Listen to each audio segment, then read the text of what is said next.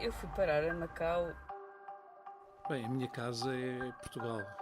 É sempre um prazer falar da minha terra, do coração, não é? Porquê é que foste parar a Macau? Macau na Bagagem, um podcast sobre histórias de vida em Macau.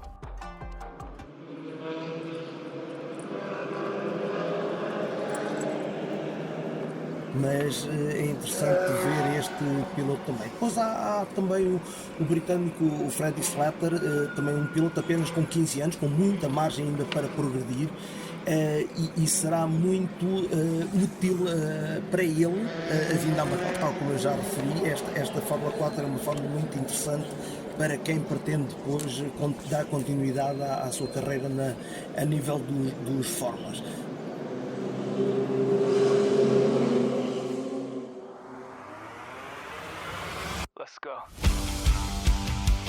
O Grande Prémio de Macau é a grande prova de Fórmula 3 e realiza-se em Macau há várias décadas.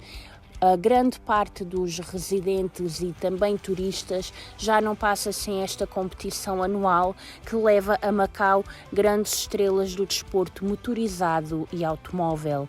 Isaías do Rosário viveu sempre com esta competição e cresceu a ouvir o barulho das rodas e a estar de perto com pilotos e com figuras deste desporto.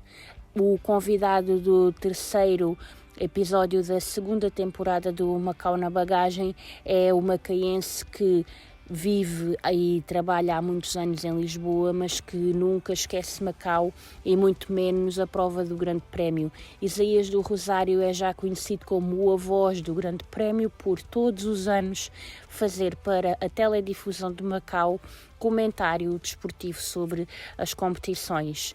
Vamos então saber mais sobre a história de Isaías do Rosário. Olha, eu não tenho assim grandes memórias dos primeiros anos, que era muito novinho efetivamente. Sei, contado pelos meus pais, nós fizemos uma viagem de barco no navio Timor, uma vez que o meu pai era militar, foi colocado lá em comissão de serviço e acabou por ficar lá. Portanto, a viagem durou cerca de um mês, já fizemos a travessia pelo Canal do Suez, com paragens em Tripoli, mais um ou outro ponto, depois Singapura, e finalmente depois Macau.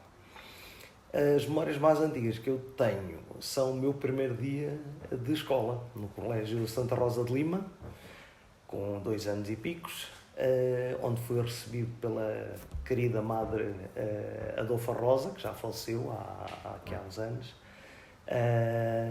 e de facto, pronto, são assim as memórias mais antigas que tenho. Tenho uma outra logo a seguir, tem a ver com o Grande Prémio, que eu estava no terraço do quartel de São Francisco, portanto, conhecido por quartel-general, e em que vejo uma bola de fumo negra enorme na zona logo a seguir à antiga reta da meta, ou seja, a seguir à atual curva do Mandarim, que na altura se chamava curva do Clube Náutico. Na altura não soube, não havia tanta informação disponível imediatamente como há hoje, obviamente, estamos a falar de 1967, mas soube anos mais tarde, tinha sido o primeiro acidente fatal em Macau do Arsénio Laurel, filipino Arsénio Laurel. Na competição do Grande Prémio de Macau. Na competição do Grande Prémio mesmo. Portanto, ele despistou-se nessa curva, o carro desfez-se bastante, ardeu, e foi a primeira fatalidade no Grande Prémio de Macau, digamos assim. Portanto, o Isaías é macaense, mas nasceu em Lisboa. Como é que se deu esse desvio, digamos assim? Como já disse, portanto, eu fui para Macau com 2 anos, o meu pai foi colocado lá como militar, acabamos por ficar, ainda vivemos aquele momento do 1, 2, 3, a expressão da Revolução Cultural em Macau. Da Revolução Cultural em Macau, não é? Foi logo uns meses depois de nós termos chegado. Nós chegamos a 18 de agosto. 1, 2, 3 acontece aqui. E acontece logo, portanto, a seguir, e depois o acontecimento principal é em dezembro, não é? No dia 3 de dezembro. Não foi, contrariamente àquilo que muitas pessoas pensam, não foi no dia 1, 2 e 3 de dezembro. Foi no dia 3 de dezembro do mês 12. Portanto, como os chineses dizem ao contrário, é o 12-3, portanto, aquilo ficou 1-2-3. Portanto, ficou conhecido como os acontecimentos do 1-2-3 em 1966. Tem algo, memórias não terá certamente, mas como é que a sua família viveu esse período daquilo que lhe contaram? Olha, daquilo que me contaram, havia muita restrição de venda de bens a portugueses. Os meus pais, felizmente, e se calhar eram pessoas que se davam bem com toda a gente, eles nunca tiveram esse problema. A minha mãe conseguiu sempre comprar alimentos no mercado, vendiam-lhe algumas vezes meio às escondidas, portanto ela conseguia comprar, mas tinha que ser às escondidas, porque quem vendia não queria que os outros soubessem que eles estavam a vender à minha mãe. Normalmente a minha mãe é que ia para o mercado, o meu pai ia para o trabalho como militar, mas a minha mãe conseguiu efetivamente ir comprando os alimentos. Ela comprava os alimentos naquele mercado que é conhecido pelo mercado pequeno, que é o mercado Horta e Mitra. Do bairro Horta da Mitra. Exatamente. E nós vivíamos na Guia, sem automóveis, sem outro meio de transporte. A minha mãe ia a pé para baixo e depois subia com as compras todas até à zona da Guia, onde morávamos lá nessa altura. Para quem nos ouve também, para dar um pouco de contexto, porque esse boicote aos portugueses e macaenses durante o movimento do 1-2-3?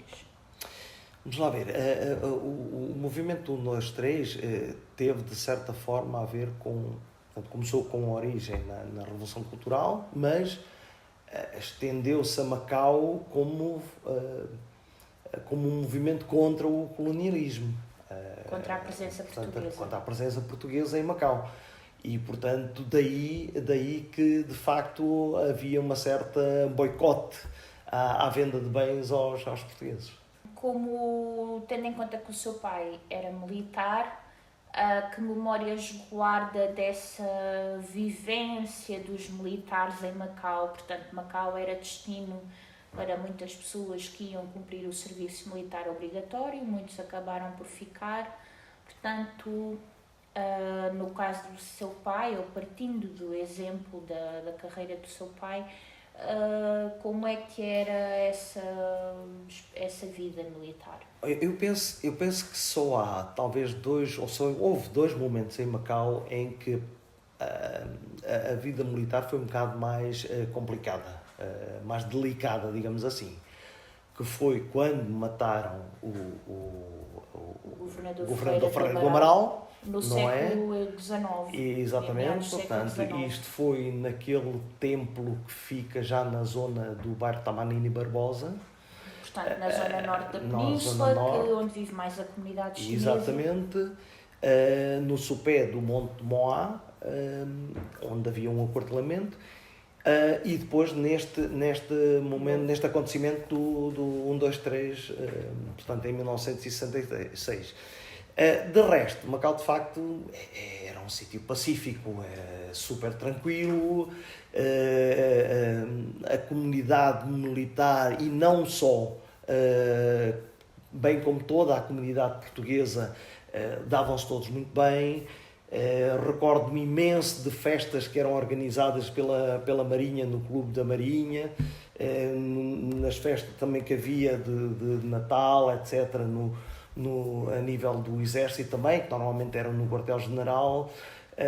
Lembro-me de uma primeira festa num quartel na Ilha Verde, onde meu pai esteve nos primeiros anos, portanto em 1966, 67 e 68, depois ele transitou para o quartel-general, em que aí também cheguei a ir a festas de Natal. Eram sempre muito interessantes, eram sempre bastante interessantes. Outro aspecto que eu gostava muito era acompanhar o meu pai quando faziam as salvas de tiros que era comum haver, não é? Quando o governador saía ou quando chegava ao território ou outras individualidades importantes, fazia-se salva de tiros, de 21 tiros. Quando mudava o poder, portanto, quando mudava o Não, mesmo que ele fosse em viagem e regressasse, fazia-se a salva de tiros. E aí eu achava sempre interessante porque, pronto, o meu pai é que dava a ordem de comando de voz para o disparo dos vários canhões. E eu gostava bastante porque depois desse momento de cumprimento do dever, havia a parte lúdica, que era os comes e bebes, algum convívio, etc. E pronto, eu gostava bastante de participar nisso também.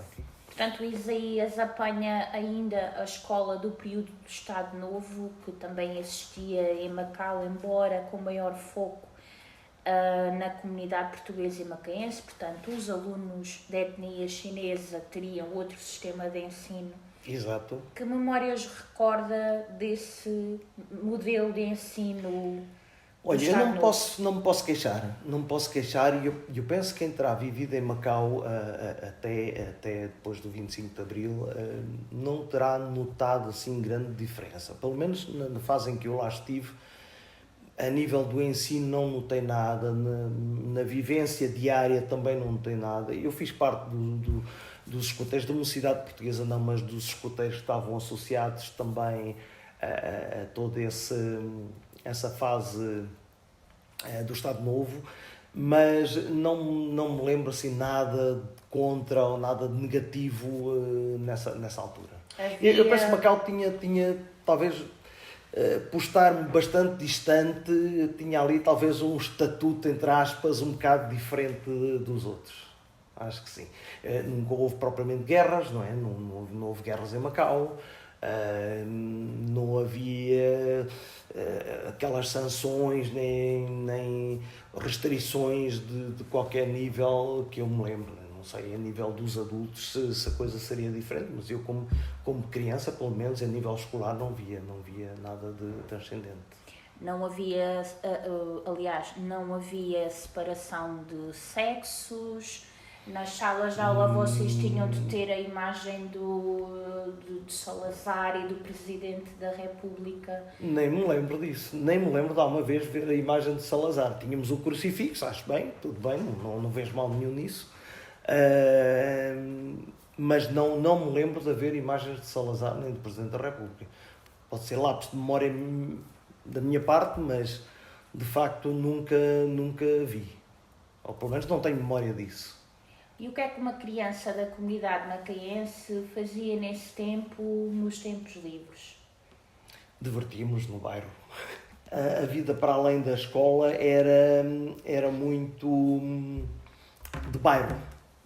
Era muito de bairro, não é? Nós estávamos mais ou menos... Eu vivia num bairro que tinha 2 blocos militares, depois um terceiro que era de funcionários do governo.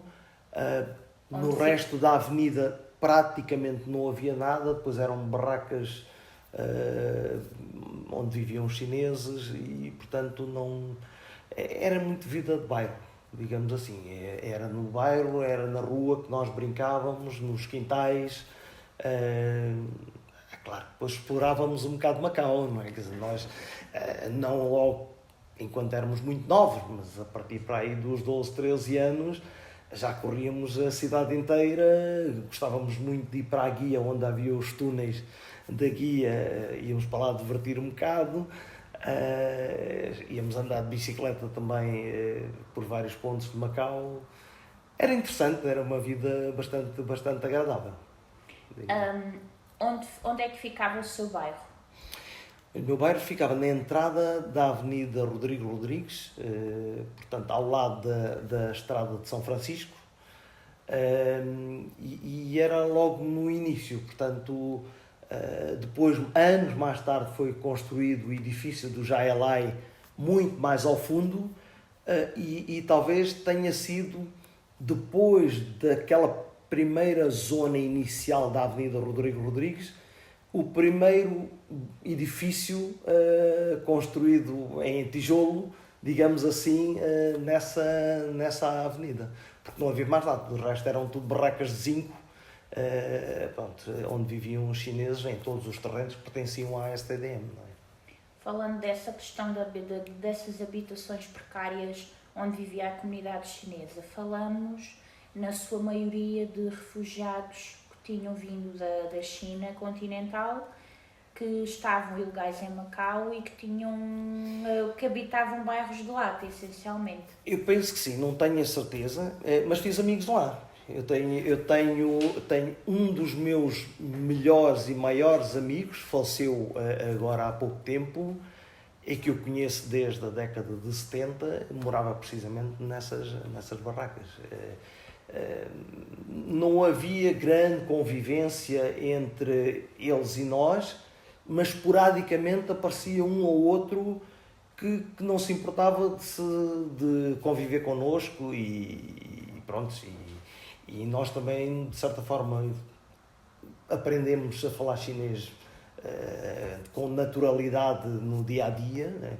Não porque nas escolas não havia o ensino do chinês, o ensino lá, nessa altura, era exatamente o mesmo que era cá em Portugal, não era idêntico, mesmo depois do 25 de Abril continuou a ser um ensino igual ao de cá, não tínhamos a língua chinesa, etc. Mas no dia-a-dia íamos aprendendo. Conseguimos ir aprendendo o dialeto. Com alguma pena minha de não saber escrever chinês, por acaso tenho alguma pena. Também não sabe ler chinês. Não sei ler, sei só meia dúzia de caracteres, com alguma pena. Como é que era a vida desse seu amigo? Ele fazia então uma vida um pouco à parte da sua, por exemplo? Sim, ele teve uma vida muito difícil, de facto, porque ele... Vamos lá ver, o acesso ao ensino por parte da comunidade chinesa não era fácil.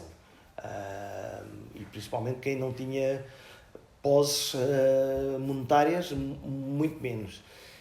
Sei que ele esteve a trabalhar em Hong Kong durante muitos anos, como camionista de carros de transporte de terras e etc. Depois veio para Macau, depois a dada altura lá conseguiu concorrer a uma vaga como motorista no Leal Senado, no antigo Leal Senado de Macau. E mais tarde ele concorreu para o Instituto de Ação Social de Macau, como motorista, e na altura eu estava lá a trabalhar. E conseguiu ficar lá, mas sei que ele não teve uma vida fácil. Era uma família pobre? Era uma família pobre, vivia de meios de subsistência, autossuficientes quase, ali nas hortas. Toda aquela zona, que nós chamamos a zona das barracas, do Porto Exterior, as pessoas viviam da pequena agricultura. Basicamente era isso. Que é uma coisa que hoje praticamente desapareceu. Sim, eu penso que a última horta da Península de Macau é uma, já nem sei se existe, mas que era ali junto às portas do cerco. Acho que foi a última horta de Macau. Provavelmente já desapareceu ou terá desaparecido até, mas penso que foi a última. Mas havia várias espalhadas pela cidade. Havia criação de gado, eu lembro-me de ver... vacas a passear no meio da cidade. No Porto Interior então era comum eles fazerem todo o Porto Interior a pé, entre a zona onde era, portanto, onde eles iam ao veterinário municipal, que ficava ali junto ao canídromo, ali perto dessa zona, todo o percurso a pé até ao matadouro, que ficava junto às oficinas navais. Na zona da Barra. Na zona da Barra. Portanto, eles percorriam tudo. Tanto os bovinos como suínos. Esporadicamente havia um suíno que fugia e que andava a correr pela cidade e toda a gente atrás deles. Nós chegamos uma vez a conseguir cercar não na zona do meu bairro, mas no edifício dos Correios, ficava logo ali perto, e conseguimos fazer com que esse porco, que era ainda de grandes dimensões, ficasse cercado lá nesse bairro, e depois lá apareceram as pessoas para o apanhar. Portanto, Macau já era uma cidade de contrastes como é hoje, um lado de aldeia, um lado de cidade, com o jogo, não é? Gostava desse contraste. Nós não sentíamos, vamos lá ver, pelo menos como crianças não desapercebíamos muito dessa outra realidade que não era a nossa. Quer dizer, sabíamos que eles viviam ali, mas não sabíamos que condições eram aquelas, se eram boas, se eram más, não fazíamos a mínima ideia. Para nós, a vida era razoável.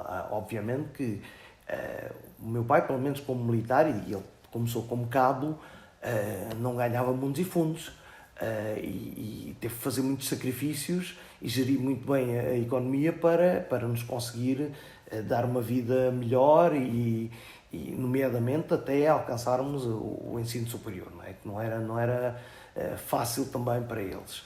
Até porque nos primeiros anos, durante muitos anos, a minha mãe era doméstica, a minha mãe não trabalhava. Só mais tarde que ela começou a trabalhar. Mas era uma vida muito agradável. Eu recordo com muita saudade e muita alegria toda a minha vivência em Macau.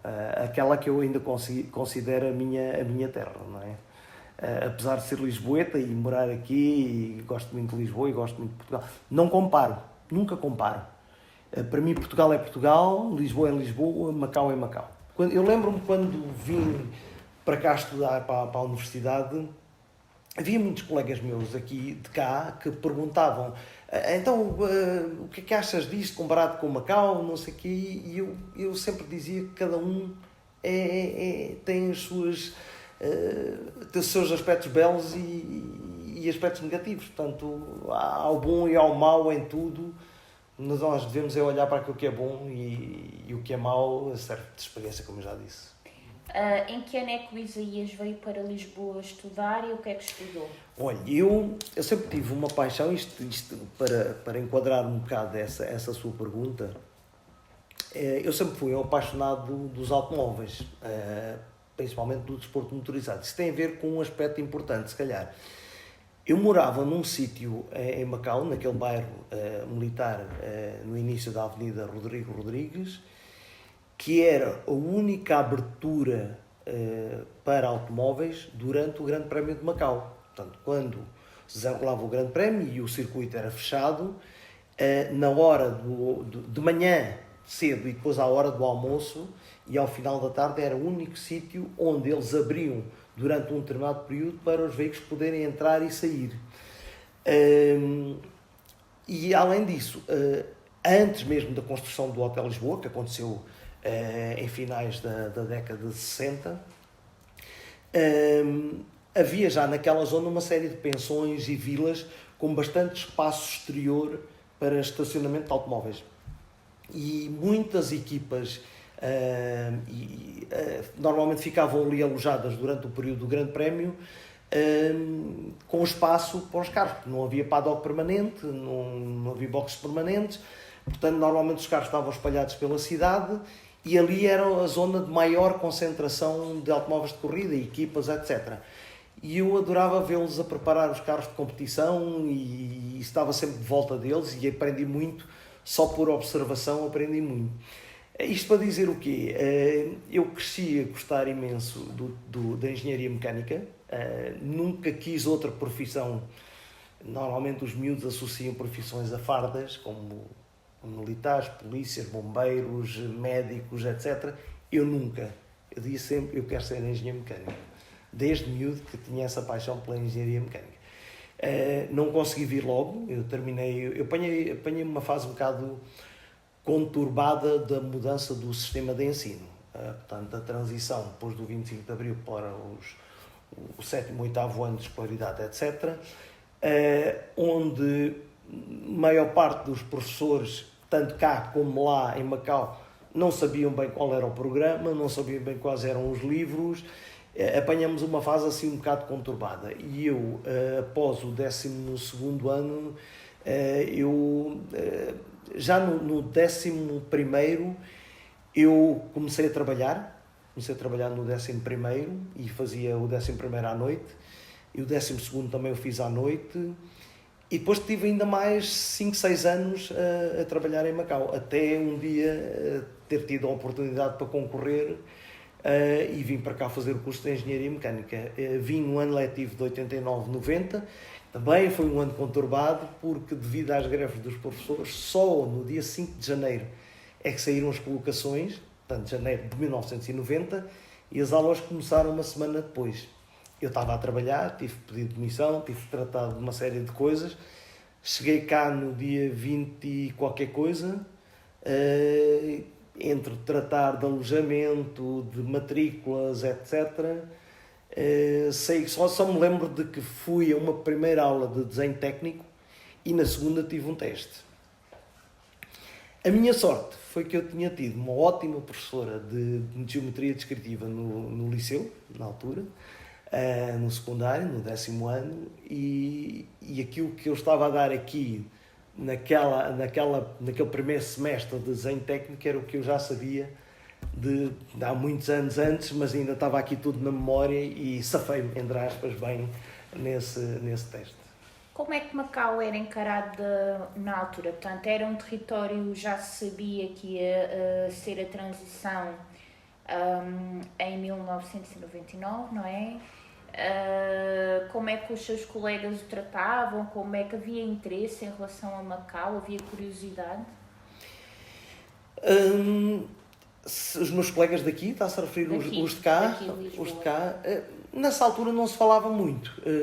Portanto, eu terminei depois o curso em 94, aliás, eu terminei, teoricamente, devia ter terminado e entreguei o projeto em finais de 93, que era o limite. Só que depois a discussão só acabou por acontecer em 94 e foi quando eu terminei o curso. Mas na altura não se falava muito dessa transição de Macau ainda. Pelo menos cá entre os meus colegas não se falava muito no assunto. Mas encarava-se Macau como território português ou já era algo distante?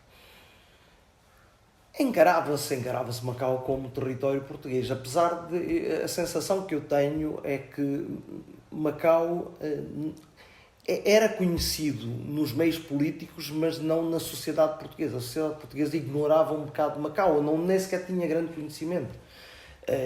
Eu lembro-me de receber lá em Macau pessoas que iam de cá de férias lá e que, pronto, a pedido de conhecidos, eu acompanhava-os a visitar a cidade e a explicar um bocado da história, etc. Fazia um bocado de guia turístico e as pessoas ficavam muito surpreendidas porque achavam que Macau era assim uma pequena ilha da Madeira e ficavam um bocado surpreendidas com a dinâmica daquilo, com o desenvolvimento, etc. Portanto, a sociedade portuguesa não tinha muita noção do que era Macau e mesmo nos meios políticos não sei se toda a gente teria noção do que era exatamente a cidade, o que era a vivência em Macau. Penso que talvez alguns que por lá tenham passado em funções políticas tenham tido esse conhecimento, mas os outros penso que não. Esse desconhecimento é hoje ainda mais visível? Hoje completamente. Eu penso que hoje ainda mais. Apesar de hoje em dia só há desconhecimento se quiser. Porque a informação existe com um clique, não é? E hoje em dia é possível, eu continuo a acompanhar toda a vivência que vai acontecendo em Macau, não só nas redes sociais, também nos meios de comunicação social, e portanto quem quiser também, obviamente, poderá fazê-lo, mas penso que é mais desinteresse do que propriamente o não ter acesso a essa informação. Acho que é mais desinteresse. Falemos agora da sua grande paixão. O Grande Prémio de Macau é uma competição de Fórmula 3 que anualmente acontece em Macau já há mais de 60 anos. Porquê é que o Grande Prémio é a sua paixão? Aliás, o Grande Prémio é a paixão de muita gente em Macau. É verdade, é verdade. Eu penso, como já disse, um dos aspectos que eu penso que deve ter despertado em muita gente este gosto pelo Grande Prémio, provavelmente começaria com o facto dos veículos de competição circularem na via pública, em Macau. Ouvia-se aquele ruído todo, aquilo era uma excitação enorme, não é? Seja para quem fosse, não é? Só para quem não gosta mesmo de barulho, é que pode dizer que não gostava do Grande Prémio. Mas os carros chegavam a Macau através de batelões que vinham pelo rio, né, desde Hong Kong até Macau, em cima de barcaças, eram descarregados nas oficinas navais e depois todo o percurso das oficinas navais, seja pelo Porto Interior e a Avenida de Almeida Ribeiro, ou seja pela Marginal, pela Avenida da República e Praia Grande, até ao centro da cidade ou até mais junto à zona do circuito, era feito na via pública, era com os veículos a circular. Isso deverá ter despertado em muita gente o bichinho, digamos assim, pelo Grande Prémio de Macau. No meu caso, não só isso, mas também, como já disse, pelo facto de conviver ali durante uma semana e meia, mais ou menos, com os pilotos, com equipas. Cheguei a conhecer muita gente à conta disso, não é? E com toda aquela mecânica, vê-los a preparar os carros, etc. Já me falou desse acidente a que assistiu ainda criança e perguntava-lhe que outras memórias tem de competições do Grande Prémio, alguns episódios emblemáticos que lhe tenham ficado na memória. Tenho vários, mas talvez aquele que seja mais engraçado, entre aspas, eu já contei isto uma vez, foi, salvo erro, em 1978, se não estou em erro, em que o Alan Jones veio correr a Macau pelo malogrado Teddy Hip, não é? Conhecido magnata também do jogo, era sócio da STDM, e era um apaixonado pelas competições. Foi, aliás, quem ajudou também a dinamizar muito o Grande Prémio de Macau, não é? Trazendo sempre grandes nomes sonantes através da sua equipa. STDM, só que para contextualizar, a Sociedade de Turismo e Diversões de Macau, empresa fundada pelo magnata Stanley Ho. Stanley Ho, Henry Fok e o Teddy e talvez mais um ou outro que não me recordo, mas sei que estes três eram talvez sócio maioritário fosse o Stanley Ho, mas os outros eram também sócios dessa empresa. E o Alan Jones tinha estado a ter problemas no carro e durante os treinos o carro ficou parado na estrada de São Francisco, praticamente no entroncamento com a Rua Nova Guia, ou melhor, aquela que se chama Calçada dos Quartéis. E um vizinho meu que trabalhava em part-time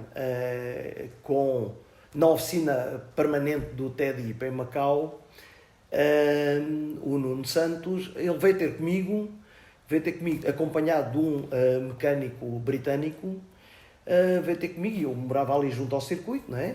Estava a assistir às corridas da altura a partir do meu terraço ou da minha varanda, já não me recordo. Ele veio ter comigo e disse-me: Zé, o nome que eu sou conhecido pelos familiares e amigos mais íntimos, onde é que o Alan Jones parou, não sei o quê, precisamos de lá ir. Eu disse: olha, ele está parado ali em cima, nós conseguimos ali por aquela árvore ali ao fundo, que era o terceiro bloco dos edifícios, que era uma árvore que estava encostada mesmo ao muro, que ainda existe. Nós conseguimos chegar até o Alan Jones. Então fomos até lá, os três. Portanto, eu, o Nuno e o mecânico britânico. Como se pode imaginar, as questões de segurança na altura eram assim um bocado levianas.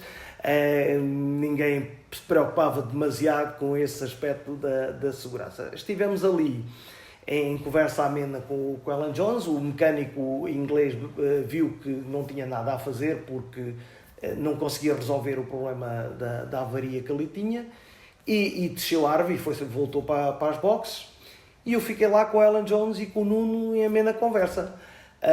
E a amena conversa do Alan Jones, entre outras coisas, foi perguntar significados de palavrões em chinês que eu lhe tinha ensinado. Portanto, foi assim uma situação um bocado engraçada de se contar, digamos. O Isaías é a voz do Grande Prémio, costuma habitualmente fazer os comentários para a teledifusão de Macau. Portanto, é um trabalho que faz com gosto, imagino. É verdade. Olha, este ano fazem 30 anos que eu faço comentários para o Grande Prémio de Macau. Comecei em 1994 e comecei de uma forma engraçada. E isto temos que recuar um bocado no tempo em que eu, com 16, 17 anos, acordava às 5 da manhã, eu e os meus vizinhos, e vou dizer aqui alguns nomes, o Domingos Dias, conhecido por Duduca, que vive nos Estados Unidos, esteve cá há dias, o irmão dele, o Tó, o Fernando Nascimento, que é o responsável, é o comissário responsável pela Curva da Mel, já há muitos anos, uma pessoa com uma grande experiência, que é o meu amigo desde os 2 anos, o Nuno Corujo, que era meu vizinho também ali do bairro, salvo eu, éramos 5. Nós pegávamos das bicicletas e acordávamos às 5, por volta das 5h30, 5:45, arrancávamos e íamos até à Curva da Dona Maria. Chegávamos à Curva da Dona Maria, onde não estava ainda ninguém. Na Estrada Dona Maria. Na Estrada Dona Maria, portanto é uma das zonas que faz parte do circuito. Do Grande Prémio. E escondíamos numas moitas que havia por trás do jardim. Ficávamos lá escondidinhos. E quando o circuito fechava e começavam os primeiros treinos, já com as motas a circular, nós saíamos. Estávamos ali sossegados, não incomodávamos ninguém, não chateávamos ninguém, mas gostávamos de estar ali a assistir e tirar fotografias. Com isto, uma vez, este meu amigo, o Domingos Dias, o Duduca, diz-me assim, eu vou à Fotoartes ali perto da Almeida Ribeiro, vou levar as minhas fotografias para revelar lá porque é mais barato. E eu disse, está bem, então olha, também aproveito e mando lá revelar as minhas. Quando o dono da empresa, o Sr. Von, viu as minhas fotografias, e isto ainda há dias foi recordado pelo meu amigo, o Duduca, ele disse-me assim, não me quer ceder os seus negativos para eu revelar aqui e vender as fotos aqui, porque eles eram uma das 3 únicas lojas em Macau que faziam fotografias do Grande Prémio para vender ao público. Eram a Foto Maxims e era a Foto Nice. Portanto, só havia estas 3. E ele gostou tanto das minhas fotografias que pediu para coisa. E eu era um simples amador, não percebia nada de fotografia. Eu gostava dos carros e das motas e fazia as fotografias para depois ter uma recordação daquilo que eu gostava. Mais nada, não era pela fotografia em si. Mas ele gostou tanto que me pediu, eu aceitei, não cobrei nada e trabalhei para eles depois durante 8 anos. A custo zero. Eu não cobrava nada, eles davam-me material e davam-me todas as revelações que eu quisesse. Mas o mais curioso no meio disto tudo é que, portanto, eu depois, entretanto, uns anos mais tarde, conseguia obter o cartão de pressão de corte e ia para a curva R, que era uma curva que a nível de luminosidade era melhor por causa da posição do sol, então dava fotografias mais bonitas. Ou seja, passou a ter acreditação como fotógrafo. Passei a ter acreditação como fotógrafo e passei a ir para a curva R, onde, obviamente, que juntavam-se pessoas que estavam lá os 4 dias seguidos e nós, ao fim de umas horas do primeiro dia, já conhecíamos todos uns aos outros, já partilhávamos refeições, etc. Às vezes apareciam até fotógrafos internacionais, de revistas internacionais, japoneses, estrangeiros, e havia ali uma convivência engraçada. Mas o mais curioso é que um dos indivíduos, que era da Foto Maxims, emprestava-me material e ensinava-me a tirar fotografias. E ele era concorrente da Fotoarte e ele sabia que eu trabalhava para a Fotoartes. Mas havia ali uma convivência tão salutar que não havia concorrência. Quer dizer, ele próprio emprestava-me material e vendia-me material mais barato se eu quisesse, quase a preço de custo, e ensinava-me a tirar fotografias, etc. Pronto, isto estava a tentar fazer o enquadramento de como é que eu comecei a fazer os comentários para a TDE. Quando eu vim para cá estudar, estive cá há 4 anos e não consegui assistir ao Grande Prémio de Macau. Quando eu regressei a Macau, eu pensei, então e agora, como é que eu vou estar outra vez dentro daquele meio do Grande Prémio, ou fazer fotografias, ou isto ou aquilo? Como havia alguns amigos meus que me alcunhavam de jornalista das corridas, porque eu estava sempre a par de tudo o que ia acontecendo no mundo inteiro a nível do desporto motorizado, gostava de ler revistas, encomendava revistas, e a Hong Kong, que em Macau nós não tínhamos acesso. Atenção, que estamos a falar numa era que não havia internet. Portanto, era tudo com base em revistas, eram as coisas mais atualizadas que havia, eram as revistas. Eu ia a Hong Kong, comprava revistas, com base nessa compra fazia a assinatura, passava a recebê-las em Macau e mantinha-me sempre informado. E eu estava a dizer, portanto, eu pensei assim, então e agora como é que eu vou fazer para estar dentro deste meio que eu tanta paixão tenho? Então peguei em 3 cassetes do Grande Prémio do ano anterior, que o meu pai fazia sempre o favor de gravar, todos os anos, peguei nelas e fui ter à TDM. Fui ter à televisão de Macau, pedi para falar com o diretor de informações, que eu não fazia a mínima ideia quem era, e na altura quem lá estava é uma pessoa que hoje é minha amiga, que é o Pedro Mariano, um jornalista, ex-jornalista da RTP, e eu virei-me para o Pedro Mariano, apresentei-me, disse quem era, o que é que não era, etc. Entre outras coisas, disse que era fundador do Automóvel Clube Macau, que eu fui um dos fundadores em 1985, aí estávamos em 94, e eu disse, olha, gostava de fazer os comentários, colaborar convosco nos comentários para o Grande Prémio de Macau. Bom, o Pedro Mariano olhou-me de cima a baixo, literalmente, de cima a baixo, e deve ter pensado assim, porque eu li os pensamentos dele, mas de onde é que aparece-me este tipo cair de paraquedas aqui para querer fazer os comentários do Grande Prémio? Não, seja como for, eu antes que ele dissesse alguma coisa, porque eu estava a ler o pensamento dele, eu disse assim, bom, se quiser fazer uma experiência, tenho aqui 3 cassetes, podemos fazer uma pequena experiência e depois veja se acha que eu tenho condições, se não. E o Pedro Mariano perguntou-me, então e qual é a corrida que quer comentar? Eu disse, olha, uma qualquer. É pegar numa cassete, meter para trás ou para a frente, numa posição em que quiser, e eu comento a partir daí. E não foi preciso nem 5 minutos, Pedro Mariano disse sim. Pronto, e passei a comentar o Grande Prémio de Macau a partir de 94. Vão fazer este ano 30 anos. Quais são os desafios de comentar uma prova que é tida como uma das mais perigosas do mundo por causa da curva da guia? Já houve muitos acidentes, portanto, sem tomar adrenalina própria, é uma coisa que o preenche? Olha, eu faço uma coisa que não era comum nos comentários feitos nos canais televisivos portugueses, seja em Macau ou cá. Eu acho que antigamente os comentários eram muito passivos. Não se faziam relatos propriamente, era muito ir comentando, e lá vai o piloto tal e coisa, assim, de uma forma muito, que eu achava muito monótona. Assim que eu entrei para o ar, passado nem 1 minuto, toca ao telefone, era o Pedro Mariano, a dizer-me assim, Isaías, isto não é um relato de futebol. E eu disse, está bem, eu vou com mais calma. Só que hoje, todas as televisões fazem os comentários como eu fiz naquele primeiro minuto. Porque dá mais emoção. Porque, no meu entender, eu não posso fazer uns comentários só para quem conhece. Porque quem conhece até pode desligar o som e não me ouvir. Não precisa disso.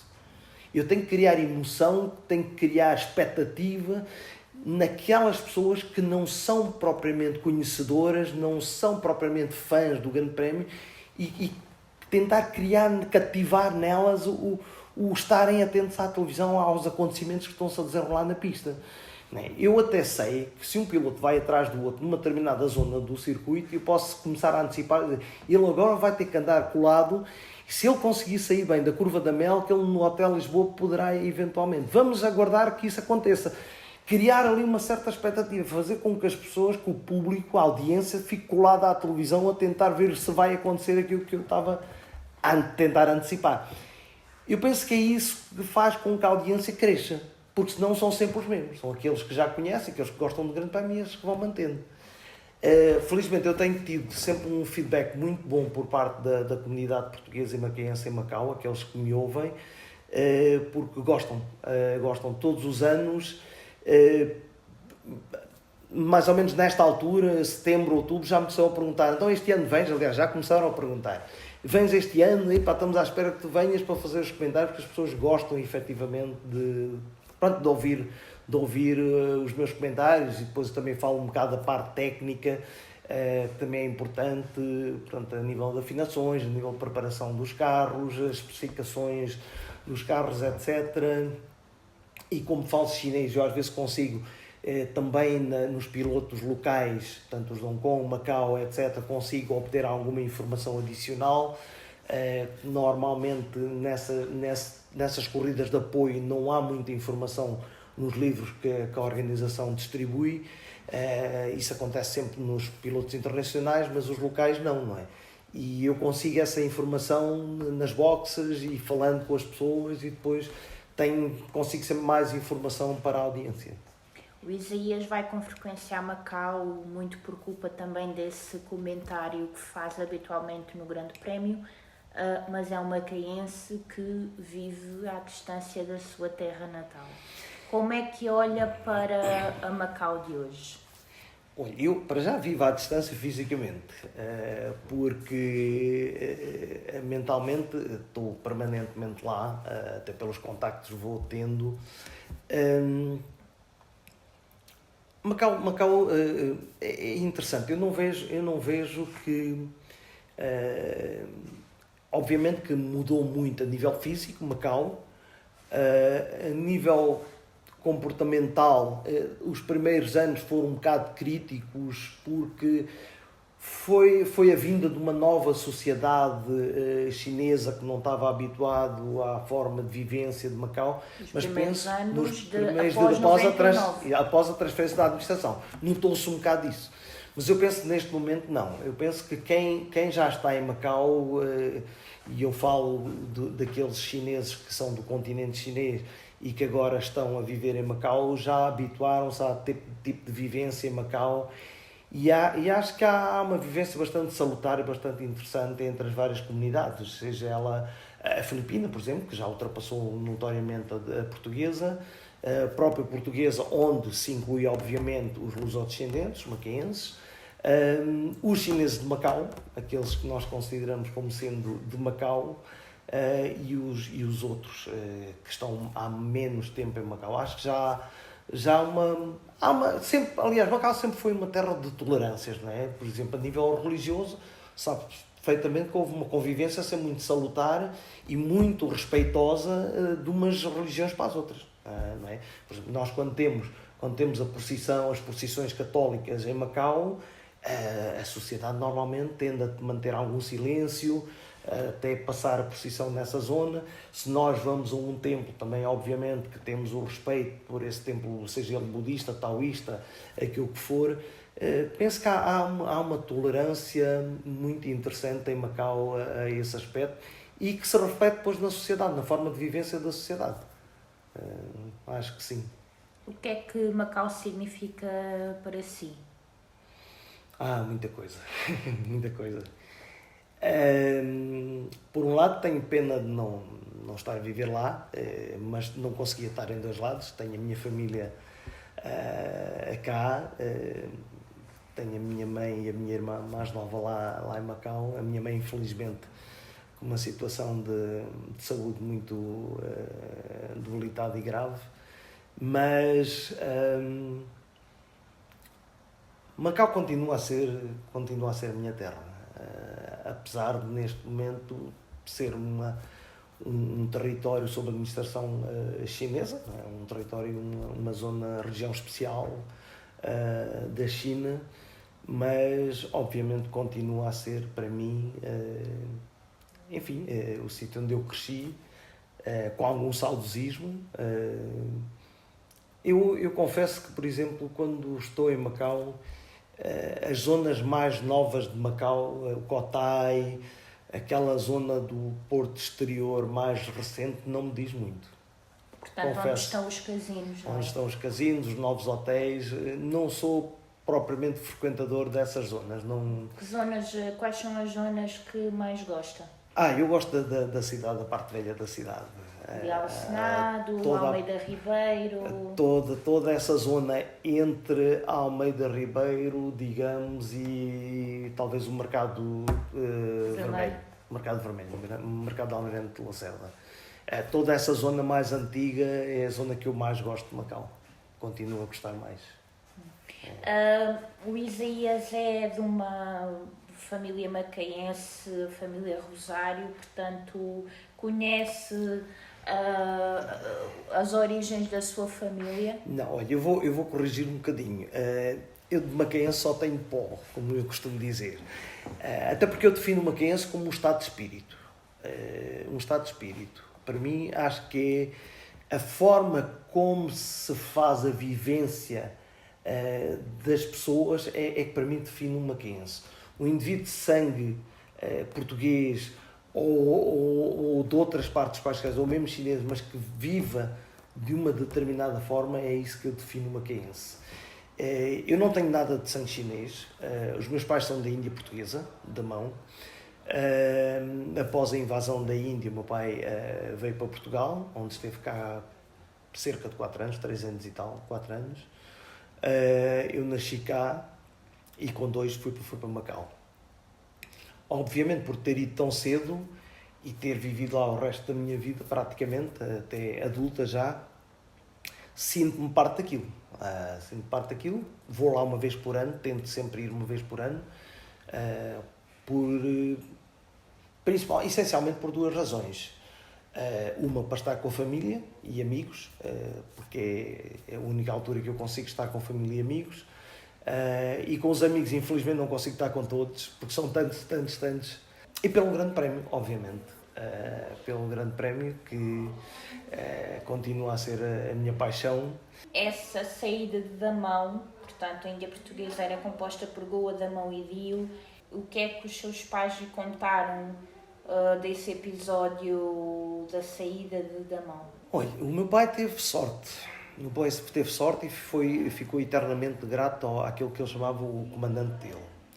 Porque o meu pai estava em Goa naquela altura da invasão e o comandante dele, portanto, os militares na Índia portuguesa não tiveram hipótese nenhuma, não é? Porque não tiveram apoio nenhum daqui de Portugal, daqui do continente. Ficaram um bocado entregues à sua sorte. Os militares foram feitos prisioneiros, muitos deles, não é? Falamos do ano de 1961. 61, exatamente. E o meu pai teve a sorte porque eu acho que ele até, por pouco, que tinha apanhado com estilhaços de uma granada, ou ainda apanhou um bocadinho na perna, mas o comandante dele, na altura, disse ao meu pai para vestir as roupas civis dele, do comandante que ele tinha, e para o meu pai sair do quartel assim. Portanto, o meu pai teve a sorte que saiu vestido à civil e não foi feito prisioneiro. Em Damão a vida era fácil? Era boa a vida? Não, eu penso que não. A vida não era propriamente fácil. Não é? E uma das coisas que eu notei, eu fui a Damão a primeira vez em 1977, com 13, e o que eu me apercebi de Damão, que aliás eu penso que terá acontecido em muitas colónias portuguesas, tal como Timor e Macau também, até uma determinada altura, principalmente até à criação da Sociedade de Turismos e Diversão de Macau, STDM, e as ligações marítimas com etc. Damão tinha ficado estagnado no tempo. Eu quando cheguei a Damão parecia que estava a ver aquilo que eu tinha estudado na história relativa a uns séculos atrás. Ou seja, aquilo se tinha passado no século XIX, se calhar, no século XVIII, início do século XX. Parecia que Damão tinha ficado estagnado ali. Quando vi, olha, a casa que existe dentro da Fortaleza de Damão, onde viveu, entre aspas, mas o Bocage esteve lá e foi a partir daí que ele desertou. O Bocage, quando desertou da tropa, ele era o guarda-chaves do portão do Forte de Damão Grande que dava para o rio.